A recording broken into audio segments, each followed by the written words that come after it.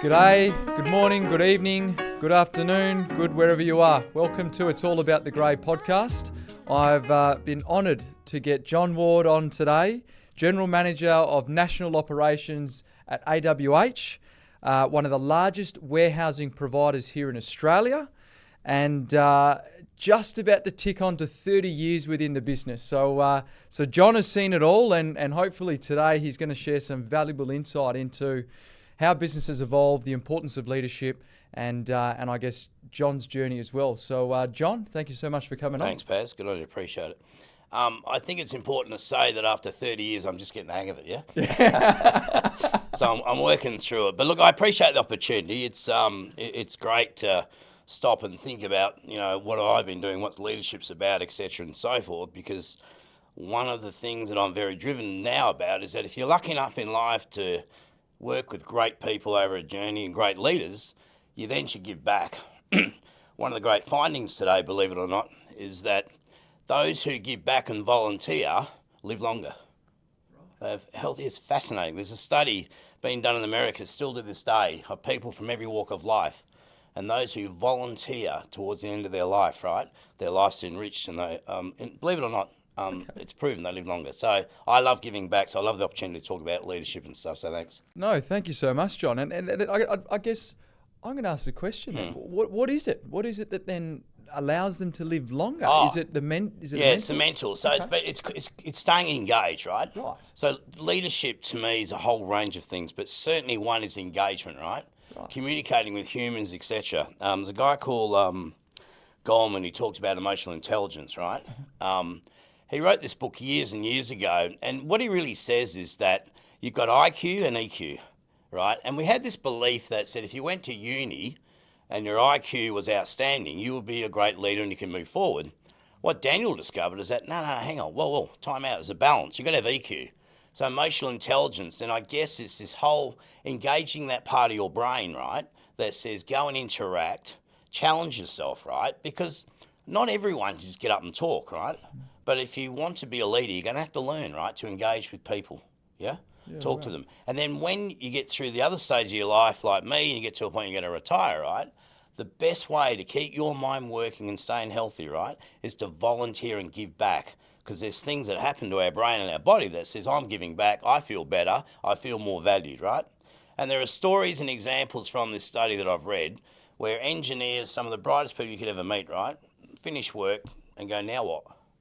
And they just had no purpose, nothing what to do. Yeah, wow. So volunteering is a great way to give you some purpose, get you out and about. And if you continue to interact with people, it does help you mentally, no question. And physically, yeah. So there you go. Well, I guess it's not just about giving back at the end of life. I think it's important that you give back all the time. Absolutely. Right? Yeah, but, absolutely. But it's fascinating that studies come to be. So, John, tell us a bit about yourself, because obviously it's fair to say probably not a lot of the listeners will know who you are in AWH. So give us your story.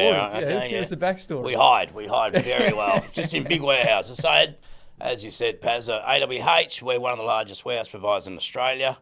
I originally started as an electrician, so I'm a lecky by trade, not that they'd accept me now, but so I ran my own business for a couple of years after I worked up north for a long time. I then came back and was lucky enough to get a job with a company called Email. Not the emails you send, but it's white goods. So Simpson, Kelvin, all your appliances. And so they had a sales division and a service division. And because of my skills as an electrician, I went to the service division. I then was going to go back and run my own business. They go, no, we want you to stay. So it just kind of evolved pretty quickly on reflection. But back then it probably seemed slow. But I became their state service manager within 10 months or a year. I was enjoying that, etc. They brought a new CEO on. He came and met me, and then he called me in. I thought he was going to say, see you later. But he offered me the job to be the state manager, and he said, we'll move you to the Eastern Seaboard in a couple of years' time, because I think there's some potential. Anyway, so I'm going, that's all right. Anyway, 10 months later, I'm living in Sydney, and I ultimately became their national operations manager. So part of that journey, Bud, was that I started realising my passion was working with people, humans, because we are so different in so many ways. And the great challenge of leadership, right, is having the courage to get all these different types of people together and get him working towards a cohesive plan, right? And give him a vision, right? Give them the tools to do it, and then get out of their way. Now, getting out of the way is the hard part, especially if you're running your own business, because, far out, how do you let go? It's my baby. So I respect that, but I find every real leader finds that difficult to start with, because everyone wants to put their footprint in it. But what I have learned, you do have to get out of the way. There's no question about it. Yeah. But part of that, what I did, I realised that I had a lot to learn. So even before I left and went to Sydney, I started doing courses at the Australian Institute of Management. Everything about leadership, anything about people or culture I could find, I was a bit like a vacuum. And once again, the learning was, as soon as I learned something, I thought, oh, wow, there's so much to learn still. So I'd look for different things to learn. And part of that journey, when I was in Sydney, I came across a guy called Peter Drucker, who's an American. He's the founding, they call him, if you read up about him, one of the founding leaders in modern management. He's had a really unique message to sell. There's people like Tom Peters, who wrote a book called In Search of Excellence. Tom, years later, he worked for McKinsey. He went over to Japan, learned from them, came back and helped America actually help their automotive industry improve and survive. But Tom had a really unique style about him. But everyone that I've come across or went to see or read their books and worked on, I learned something from them. And I think leadership's not about one particular way of doing things, right? Because we don't have one particular style of people who work with us. Mm-hmm. And this new generation coming now, right, they all want to sit on their telephone, right? And there's me going, oh, how are we going here? And I've got to really adapt, right? I can't do half the things they do, right? But I can still lead. But learning what others believe leadership is, you then work your style through it, right? And I often talk about, how's your toolbox? What learning have you done on leadership, people management, emotional intelligence to put in your toolbox, so when you need it, you don't think about it, you just pull that learning and go, oh, okay, what about this and what about that? So yeah, right. I've been lucky to be influenced by a lot of people like that. Very good. So national ops manager at the electrical company, and then you transition into AWH, into wool. Yeah. So explain that again. Where wool and warehouses and things like that. It's probably a bit foreign to. Yeah, incredibly. To us. Yeah. It's best to talk to some of the people I still work with. They're still shaking their head. Look, it was fascinating. The gentleman who was the CEO with email, he went to a company called Elders Wool. He moved to Adelaide. We'd stay in touch, but not that much. He contacted me and said, how'd you like to go back to Perth? I had, 3 young kids. And my wife said, yeah, when? And he said, I want you to go and work in the wool industry. I said, what? True story. I'd never seen a bale in my life, right? Didn't have a clue. I said to him, mate, I'd never seen a bale in my life. And he said, yeah, I know. But he said, I've never met a bloke who knows how to run a business. So he said, don't go and run a wool business, go and run a business. So I said to him, you give me 3 months and I'll call you and I'll tell you what I think we need to do. And he was brave enough and had the courage enough to let me do it and listen to me, and we turned things around. And then what happened is that there's 2 major players in the industry called Elders and Wesfarmers. They merged, they created AWH. And I've kind of hung in there since then. I feel like I've worked in about 3 different companies because we've had to reinvent ourselves so dramatically. It's phenomenal. Unfortunately, the amount of wool in Australia now has, dropped by more than half. And we have big warehouses, you've got to keep them full. So you got this conundrum that says we've got a skill set that we can handle wool, and then we're saying let's go do something else. So we challenged our personnel, but we challenged our own thinking. What is it that you do that complements your current business? Because you can't just bring some things in because it works against our skill set and what we're doing. So it's been a journey. It's been a journey. So today, AWH obviously is not just wool. No. As you said, and I think we discussed earlier, it's important to stay relevant and and your core versus your non-core business. So it provides warehousing for any and all businesses? Really significant range. So we do a lot of chemicals, dangerous goods. We're set up in certain sites because we felt there's a niche market. Because we do wool, we also work with people in agriculture, supplies, etc., and so forth. We do storage, a lot of storage of cotton, which we did years ago, mainly on the Eastern Seaboard. But we store things like escalators, lifts. We do a lot for Bunnings overflow. We do a lot of pigment. It really varies. A lot of insulation bats. Right. We do a lot of storage now for a shipbuilder who's building big ships and stuff. It really varies. So we don't necessarily say we'll only do this and that. What we do is we go, okay, right, well, if people need some warehouse space, what's the sort of product? Does it fit? Because some of the nuances with warehousing is that some warehouses we have racking, some we don't. They have a low roof, right? Some people want to be able to stack things up. We say we can't, but other products you can't stack up. So it's across Australia. It's a real balance. Yeah, But wow. I lose track of the range of products that we store. I walk into somewhere. We do it like in Rocklea in Queensland. We do a lot of Coke. Okay. So we do Coke overflow, and it evolves and changes. We're about to store a lot of cars in Brooklyn, for argument's sake, because the car market's been some interesting things going there the last few months. So Tesla, yep. yeah, and some, exactly. So it really does vary. I often say to people if they come for a walkthrough, listen, if you come back in 6 months, you'll probably see something different. Yeah, wow. And it's quite possible that happens. Yeah. Awesome. So John, obviously you've gone on this absolute journey through life, through leadership, through business. And I think you said it's now important that you give back. Yeah. But the first question we need to first probably dive into and understand is leadership. And what is leadership and what is true leadership?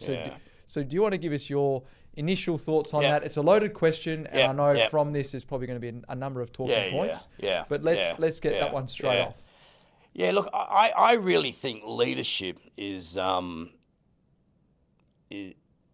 focusing on the people you work with, having the courage to focus on them and help them, right? And if you give people a clear path, right, give them the tools to do the job, and then get out of their way, right? Now, easier said than done, right? But leadership, there's a guy called Dave Clare who wrote a book a couple of years ago, and he said people need leaders to lead, right? So it's this you got to have a vision, and we all talk about visions, and it's important to have it, right? What's important to me is to articulate it, right? So to work with the people I work and go, now this is where we're heading. This is why we're heading this direction, right? And this is how we're going to get there. Now, what do you think we need as well? Yeah? Mm-hmm. But leadership's also about, if things aren't working, having the courage to go, you know what? That's not working for us. I believe in people like a passion.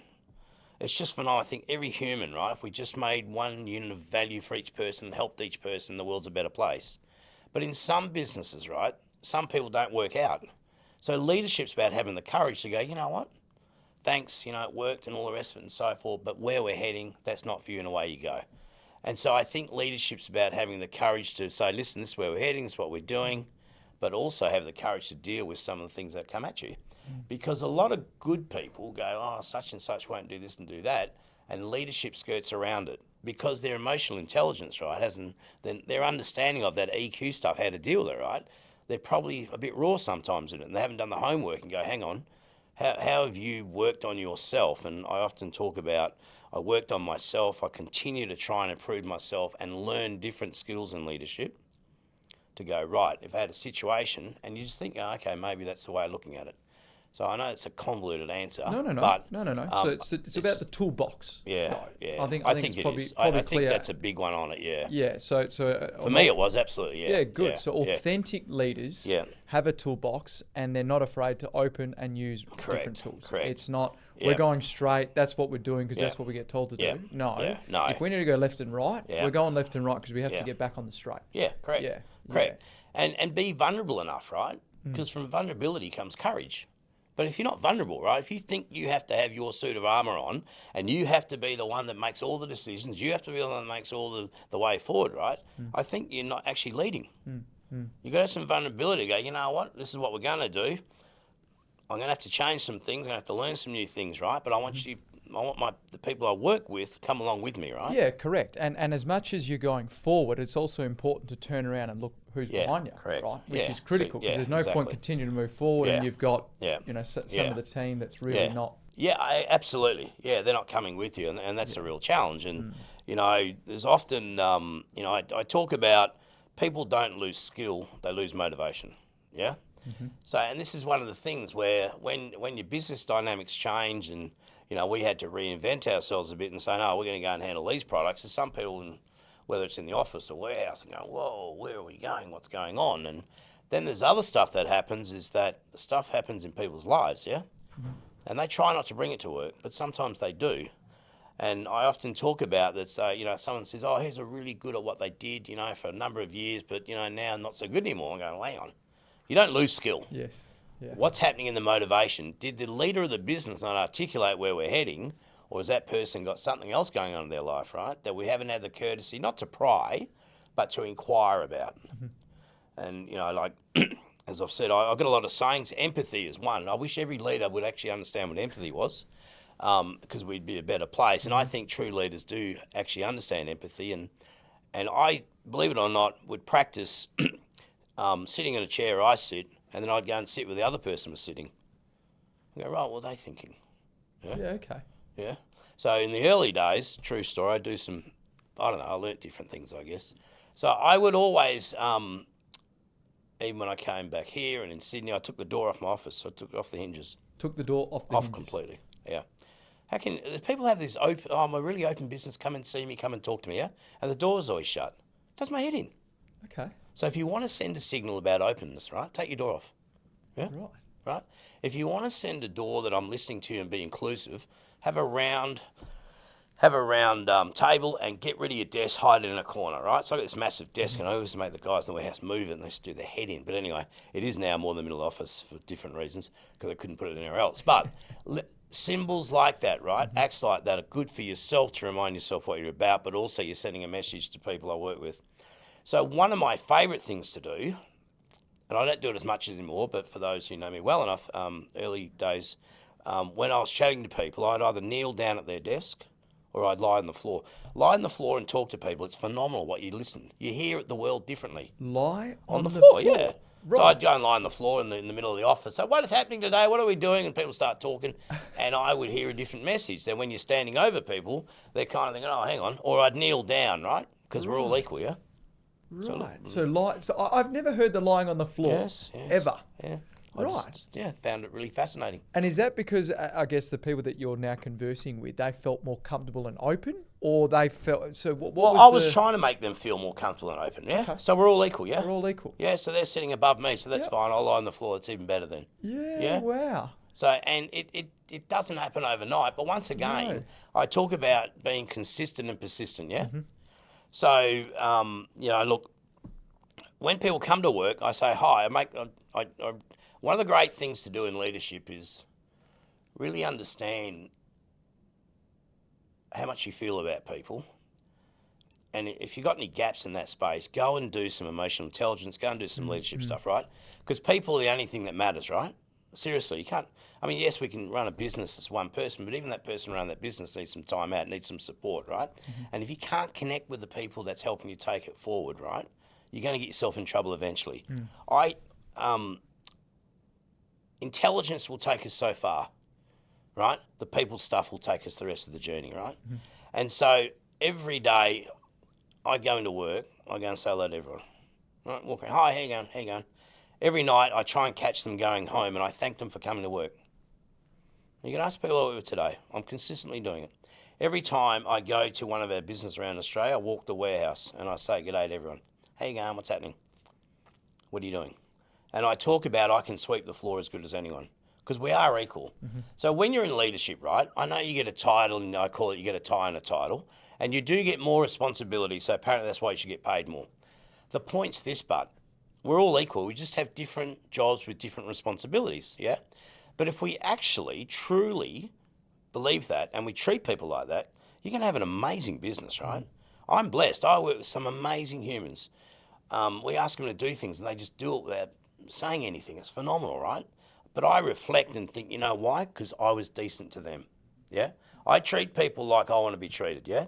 So I would like people to say good morning. I'd like people to say thank you. And they go, why do you say thank you all the time? Well, you know what? You came into work. Oh, we get paid. I said, I don't care. Not only did you bring your body, you brought your mind and you brought your life experiences, which makes our lives better. Mm-hmm. So thanks for doing that. Yeah, and there's a difference between, I guess, rocking up to work and getting a paycheck and actually rocking up to work. Correct. Yeah, we're there such a long time. Why don't we actually enjoy it? Which is one of my other favourites. One lucky enough with all the stuff I've learnt, there's a book called Fish. Okay. And a guy called Steve Ludwin wrote the book. He's an American. And it's a fable, and it's about the Pike Street fish markets in America. And as I mentioned to you previously, when I learn stuff, I love to really get my understanding about it. So I actually went to America and visited the Pike Street markets, and it just blew me out of the way. It really did. This is based on a fish mongrel markets. Mongers, is that what you call them? Yeah. Yep. Anyway, and they sell fish, yeah? Yeah. And they have a business mantra that's got 4 rules. And this fish book's the most simplest read, right? When I opened it up, I thought, wow, this is for me, like really big letters, and it was great. And there are 4 rules of this, in no order, right? Choose your attitude, yeah? So every day, everyone in business, in my opinion, there could be some factors that I can't control, but have a choice, and they can choose their attitude when they go to bed. So when someone says to me, oh, they get out of bed the wrong side, and I said, no, they just chose the attitude to have the shits on. Mm-hmm. Right? Because no one can actually change. You can make your own decision in your attitude. No one else can make it for you. But if you let them, right, impact your attitude, yeah, they're having an impact, yeah? So these fishmongers go, you know what, we get up at 4 a.m, we get customers that come, even if they're not happy, we're going to stay happy. We choose our attitude every day, and you can do that, right? Second rule, make their day. Go and say thank you to people coming to work, right? So go and say g'day, right? Go, how are things? So often when I talk to people, it's not about work. How's your life? How's family? So you can learn about people without prying into their lives. And I think there's a big difference, but a really important one, right? So everyone knows what footy team I barrack for, I know what they do, if they love cricket, how many kids they have and all the rest of it, right? I didn't pry. I just had the courtesy to have a conversation with them, yeah? So if you make people's day by simply going, how are you? What's happening outside work, yeah? Things going all right and all the rest of it, yeah? Thanking people, yeah, there's an idea. Why don't you start thanking people for doing things, yeah? Make their day, make them feel that you value them, yeah? I think it's critical. The one where I talk about the round table, it's called be present, yeah? So in this environment, it's easy for me to be present, but I'll be brutally honest with you, it's one of my worst ones, because I'm sitting there, my phone's, ringing, and someone's come to see me about something, and I've just got to continue to correct myself. Because leadership's a learning thing. You never get there, by the way. Sorry for anyone who's listening. You don't get there because the world keeps changing, but that's the beauty of it. Learning every day is just such a unique environment. So be present says, hang on. When someone's or a group is talking to you, have the courtesy to give them your attention. Actually listen with your ears. And I do talk too much. So part of my learning, when I decided I needed to understand myself, I did these personality type things, one called Myers-Briggs, there's a whole heap of them. I kept doing them, right? And then I realised, right, this is my style, yeah? And a personality type for me is about understanding self, but where I get my energy from, right? So to give you an example of that, how I get my energy is I communicate with people. I like talking, right? My wife, right? Don't come near me, leave me alone.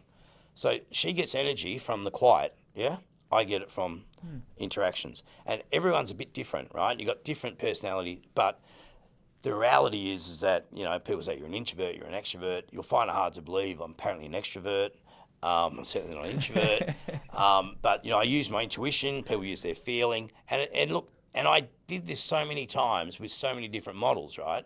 I worked out that says, you know what? I can relate to that. I get it. So if I understand myself, right, guess what? I can add value to others. Because there are some people in our office, right? They look at me and go, John, because they want it quiet, yeah? So you got to find that balance. I let them have their quiet, but I also then go, right, hey, what's happening and all the rest of it. And again, I think that comes back to that authentic leader where you are genuinely sitting there staying connected with your people. And you're not going around just thanking them because they're, they filled up the water. It's like, no, I'm genuine. I'm connecting to you right now and I'm going to thank you for something. And I genuinely think you've done a good job. And I couldn't agree with you more. More often than not, particularly in business, you're so focused on outcome that you actually never sit back and go, well, how did we get there? And what did we do well? And did I actually go back and thank that person, right? And we're so results driven, financially predominantly, which I get it, right? A guy said to me years ago, and I'm going to give you the 4th rule in a minute. A guy said to me years ago, right, and I wrote it on my whiteboard, a company without profit is a mere ornament. company without profit is a mere ornament. You just think about that.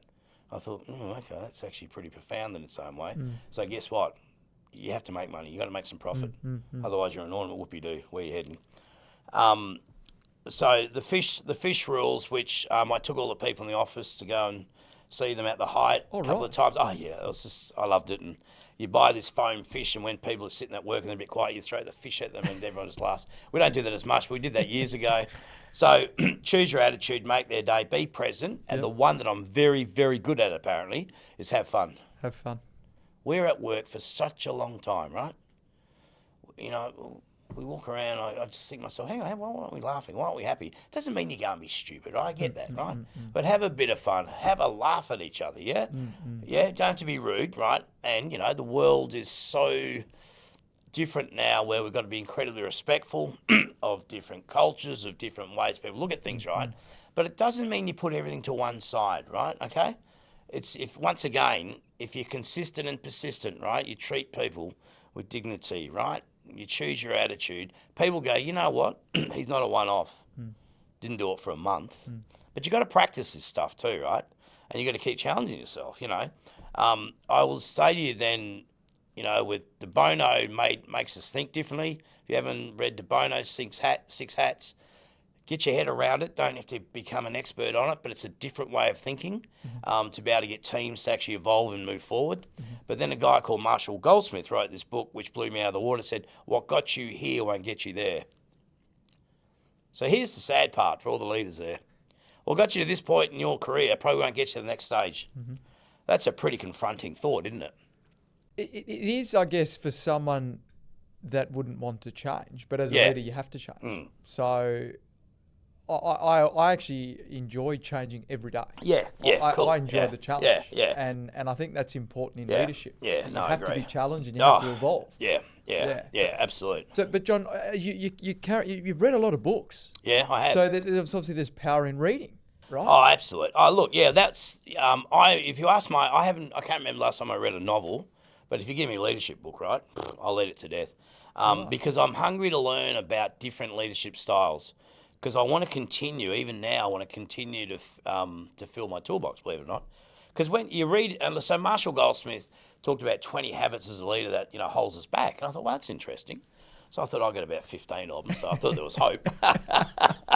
So I learned from that. And then, you know, I talk to the people I work with, right? So let's talk about what got you here, what got you there. So I keep sharing, and I share all the books and all the rest of it, because each of those will pick up little tools as well and so forth. So I'm reading a book now by Breen Blair, I think her name is, that's really fascinating. It's called Dare to Lead.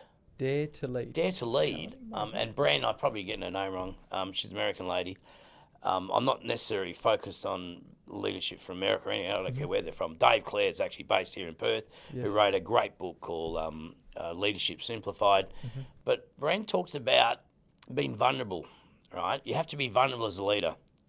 You have to understand that there are vulnerabilities. So to go to a business and go, okay, here's, you know, I'm going to start my own business, right? You've got to be vulnerable to start with, right?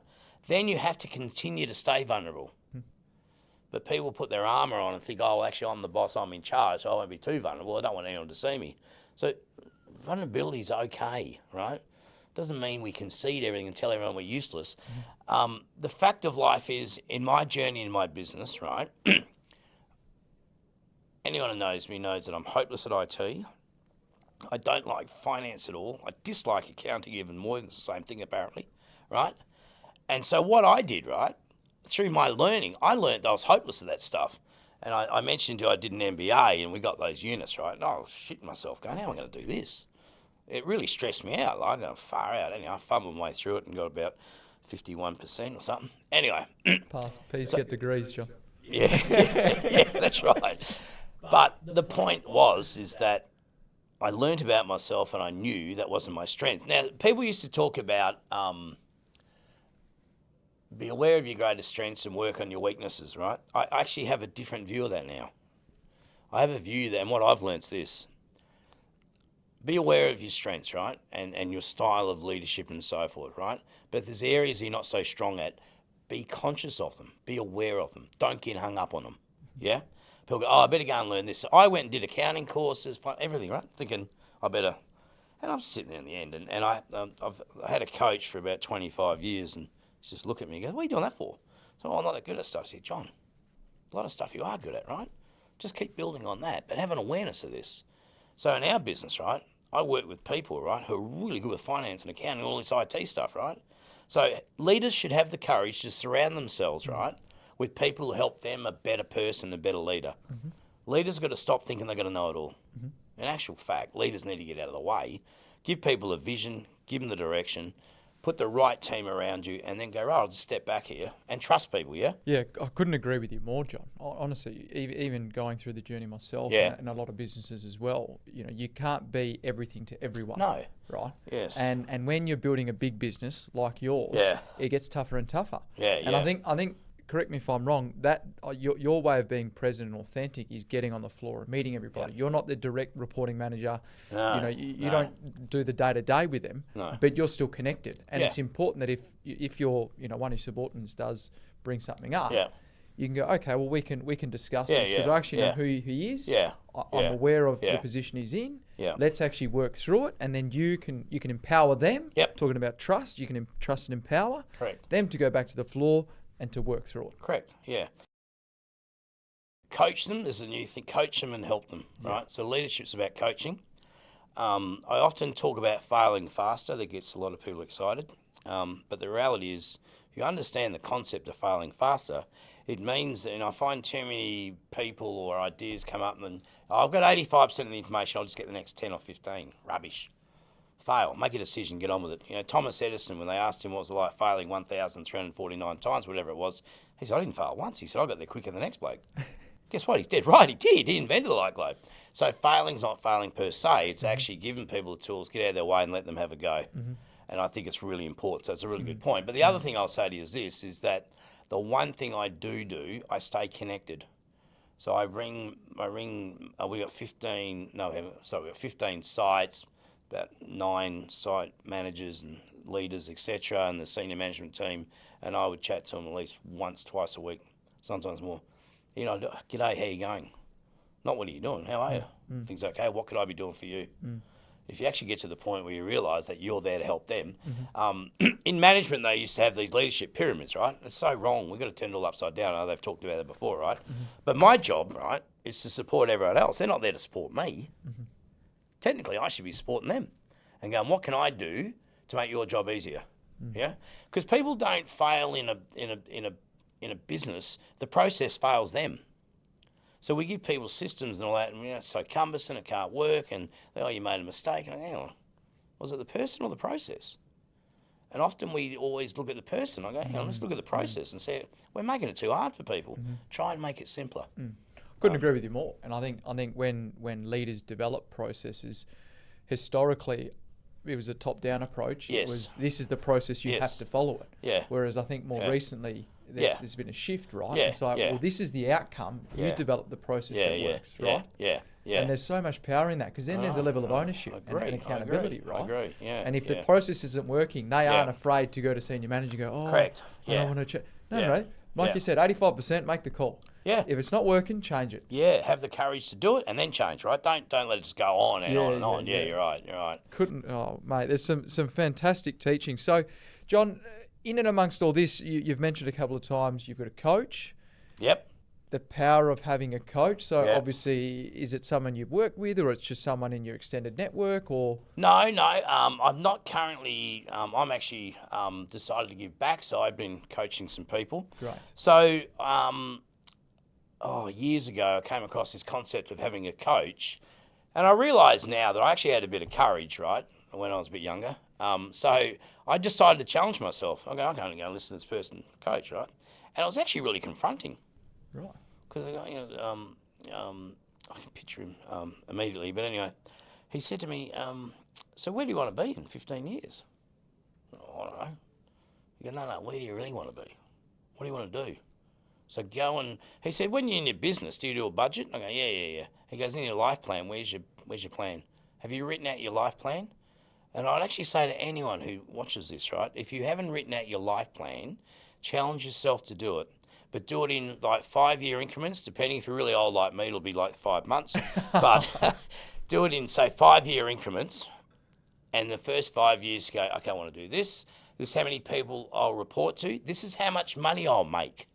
This is what I'll be really good at, and this is what I'm going to keep learning. In the next 10 years, in 10 years, right, I'm now looking after 3,000 people. And the thing that he really challenged me on is stop selling yourself short, right? Aim high, get high, you'll get there, right? And guess what? Along the way, you might get halfway then go, wow, that worked. But challenge your own thinking. But if you haven't written out your own life plan in leadership and articulate as much detail as you can how it looks, how many people actually report to you, yeah? Where are you located? What are you doing? It's really confronting because when you try and, you say it's easy, go and write it down. Yes. So that was a great learning for me. And I think the other thing that really had such an impact on me was that during my initial journey, I was electrician by trade. I didn't go to uni. I left school at year 10. School and myself didn't get on that well. I was lucky enough, went to a great school, Trinity College, but I just wasn't really into studying, right? I was too busy talking to everyone, apparently. So I did my apprenticeship, and then I got involved, obviously, in business, and then there were people in our business who had degrees and all that, and I kind of thought, So I talked to my coach about that, and he'd get really annoyed with me in a polite way and go, John, it's not the end of the world. But in the end, he just turned to me and said, now listen, stop. Go and do an MBA, right? And let's just tick that box and get on with it. And he said to me, come back and see me in 2 years because I want you to tell me what difference it made to your life. Because he said, I don't think you really need it. Anyway, so I did a weekend MBA at UWA, lost 2 years of my life. In saying that, I gained some amazing friends, met some amazing people. Look, I was bloody terrible at the finance stuff, let's be honest, and the accounting. But I really enjoyed the people management, the change management, and I felt really comfortable in that space because it seemed to come quite natural to me. And so I built some great friendships and people that I still know today. So when I did meet with him again, he said, now tell me what's the biggest thing that changed? And I said, well, a bit, but, it's pretty good. And I said, but I made some good friends. And he said to me, I just didn't feel you needed it. But I needed it for me, you see. Yeah. I needed to tick that box in my head. Does that make it right or wrong? Don't know. But you know what? It actually cleared the decks for me to then go, you know what? Continue to keep learning, keep growing and challenge yourself. Yeah, and it's fascinating that your coach had identified too. Yes. You, right? Yeah. And I think the power in that is sometimes when you're so fixated in your own mind, you need someone else to go, get out of it, you know? And there's a lot of power in that. Couldn't agree more. The sounding board concept is phenomenal. Yeah. It really is. It really is. But then, and as you go through, in my opinion, go through life and stuff, you realise that as a leader, what you're really going to become as a coach, in my opinion, and the gift about how to help people, right? It's just wonderful if you actually embrace that and understand. You go, you know what I'm here to do? I'm here to take a business forward and keep people employed. I think that's a great motivation, right? To look after people so they can pay their mortgage and that. So keep the business moving. Yeah. But also then pass on stuff because people believed in me, believe it or not, right? All those years ago. And I still sit here and go, well, how did that happen? I really did. But I'm very respectful of it. I'm really respectful and I think give back, it's how do we improve in life stuff. So John, I've got a question and it's something that I've heard quite often, to be honest. It is a true CEO of a good business. Yeah.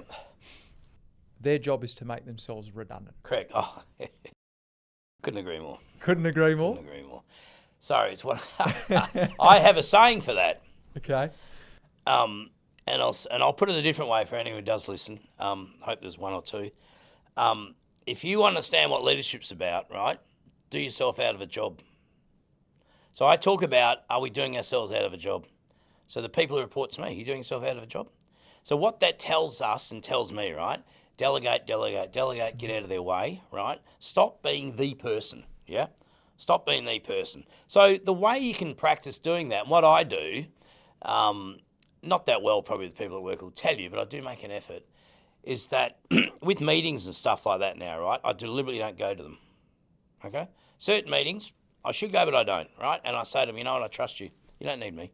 My decision making could influence and stop us making a good decision.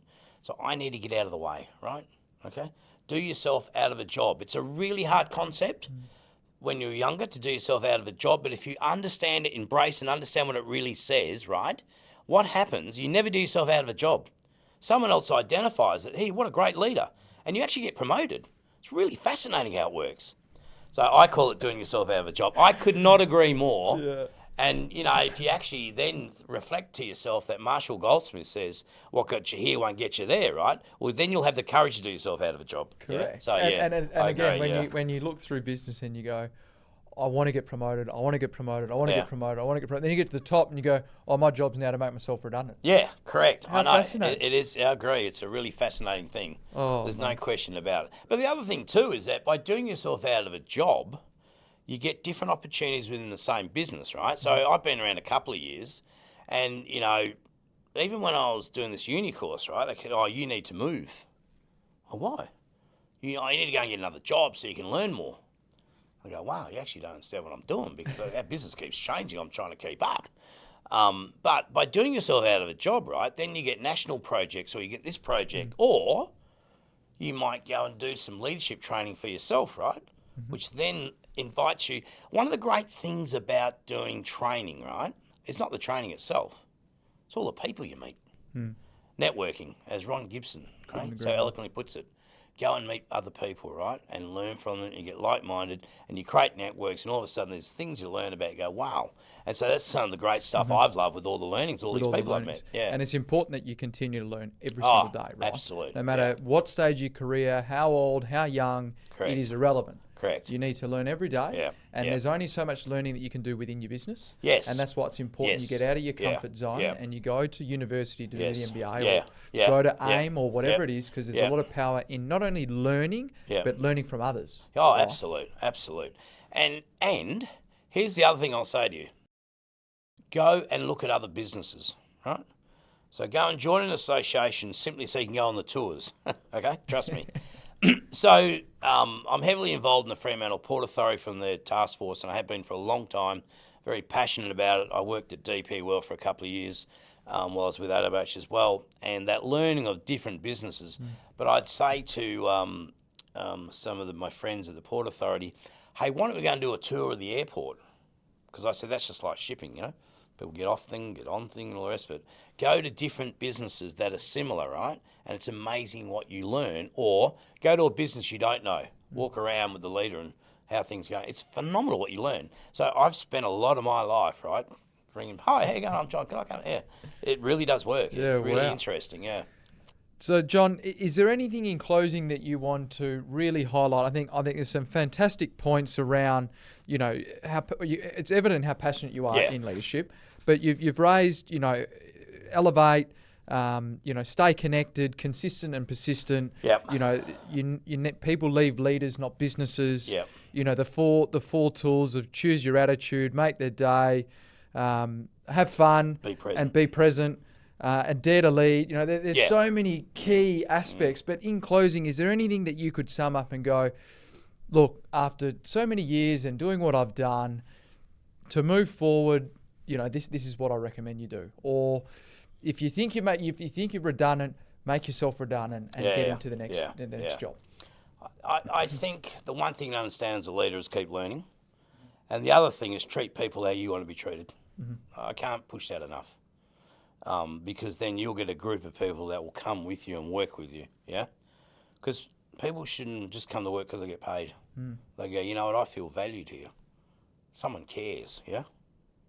And when people ring in sick, you get frustrated a bit and then go, hang on, how can I help them? Is there anything I can do? So when we have people off work, they've been off for any period of time, right? I get them in and go, listen, I want to know what we can do to help you.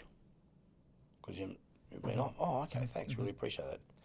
So treat people how you want to be treated, yeah? But also have the courage of leadership to understand you keep learning and you're equal. Just got a different title. Yep. That's all I think deep down. Mate, thank you so much for coming on, John. Thanks for putting up with me. You've shared some fantastic insights and I think it's going to go a long way with the listeners. Yeah, cool. where can we find you, John? If someone wants to reach out, because I heard you want to give back. I heard you want Yes, to be I a do. coach. Yeah, I'm sure there's going to be some people that want to help. Oh, look, my email address, I'm more than happy. Yeah. If you want that now. Or I can share it. John Ward at awh.com.au. So I actually do work there, yeah. So, okay. Yeah. You've got a legitimate email. Good. And just on emails, by the way, quickly, I never go home unless I've opened every email and answered. Right. It's a very difficult thing to do. Yeah. But there's a process called task. Toss it, act it, send it, keep it. Okay. It actually shows that you clear your brain. If you've got an email, you've got an inbox full of emails, right? Your headspace in the wrong space. You're not working on people. You're working on the electronic thing. Just as a tip. You're a man of wisdom, John. I don't know about that. Thank you so much. Hey, thank you. Great to chat, and I appreciate the opportunity. Thank you. And for any of the listeners, if they want to learn more, please feel free to reach out. I'm more than happy to put you in touch with John. Like and subscribe to the channel for more episodes to come. Thank you so much. Thank you. Thanks, mate. Good on you.